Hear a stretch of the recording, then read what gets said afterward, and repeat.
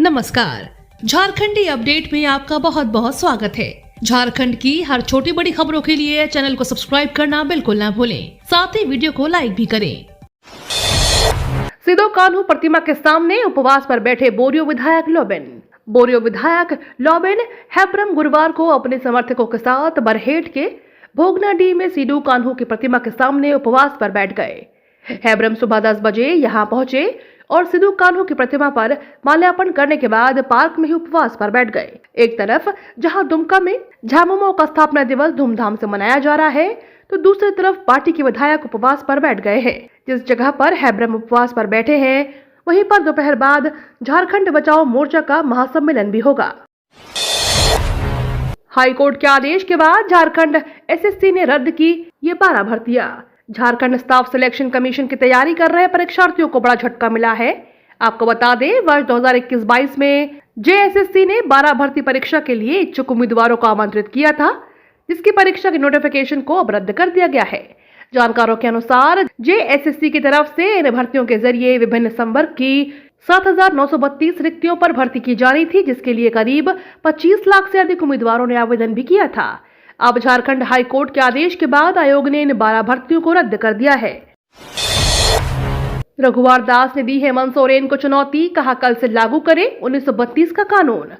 पूर्व मुख्यमंत्री रघुवर दास ने मुख्यमंत्री हेमंत सोरेन की खातियानी जोहार यात्रा को ढोंग बताते हुए कहा कि मैं हेमंत सरकार को चुनौती देता हूं, वह कल से 1932 का खातियान आधारित स्थानीयता लागू करके दिखाए। बहुमत की सरकार है, किसने रोका है? संविधान में राज्य सरकार को कानून बनाने का अधिकार है, आप केंद्र सरकार को विधेयक क्यों भेज रहे हैं? भालूबासा स्थित आशीष किशोर संघ में संवाददाता सम्मेलन में रघुवर ने कहा कि मेरी सरकार ने 1985 के कट ऑफ डेट पर स्थानीयता नीति लागू की थी।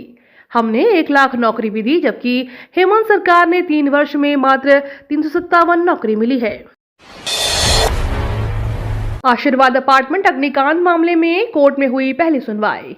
झारखंड हाई कोर्ट के acting chief justice Aparesh Kumar Singh व जस्टिस दीपक रोशन की अदालत में धनबाद में हुए अग्निकांड के मामले में सुनवाई हुई। सुनवाई के दौरान महाधिवक्ता ने अदालत को बताया कि इस पूरे मामले की जांच के लिए 2 कमेटी का गठन किया गया है।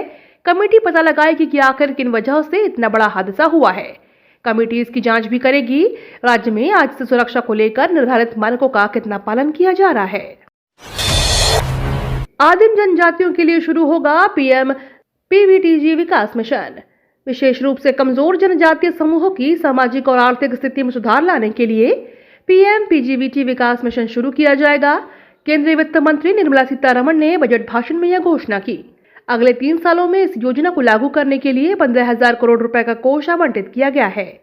इस योजना के तहत आदिम जनजाति परिवारों को स्थायी आजीविका, सुरक्षित आवास, स्वच्छ पेयजल, स्वास्थ्य, शिक्षा और पोषण के साथ ही उनकी बस्तियों में सड़क जैसी बुनियादी सुविधाएं मुहैया कराई जाएंगी। इससे देश भर के 75 आदिम जनजातियों के विकास का द्वार खुलेगा। सरयू राय को बड़ा झटका, भाजपा में लौटे जोगिंदर सिंह जोगी। भारतीय जनता पार्टी एक बार फिर से झारखंड में वापसी की तैयारियों में जुट गई है। इसी क्रम में विधानसभा चुनाव 2024 से पहले भारतीय जनता पार्टी को सांगठनिक दृष्टिकोण से बड़ी कामयाबी मिली है। वर्ष 2019 के विधानसभा चुनाव में पार्टी छोड़ गए जोगिंदर सिंह जोगी सैकड़ों समर्थकों के साथ वापस भाजपा में लौट गए हैं।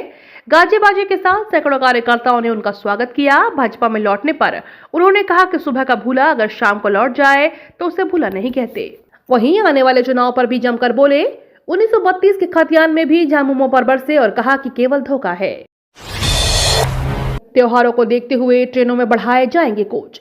होली के त्योहार और फरवरी मार्च में बच्चों की परीक्षाओं का सीजन चलता है, जिस वजह से ट्रेन में भी अधिकतर अच्छी खासी भीड़ देखी जाती है। जिसको देखते हुए रांची तेल मंडल डिवीजन से चलने वाली ट्रेन में कुछ अतिरिक्त कोच लगाए जाएंगे। यात्रियों की सुविधा को ध्यान में रखते हुए रेलवे ने यह फैसला किया है। ट्रेन के अतिरिक्त कोच AC 3 टियर की होगी।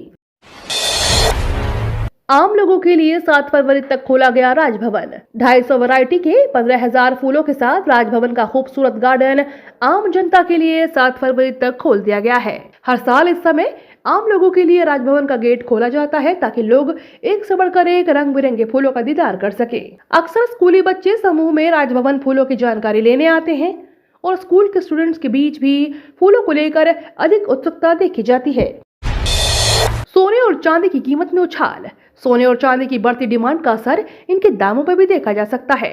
रांची के सराफा बाजार में सोने और चांदी के भाव में बढ़ोतरी दर्ज की गई है। सोना और चांदी अधिक दामों में खरीदा और बेचा जा रहा है।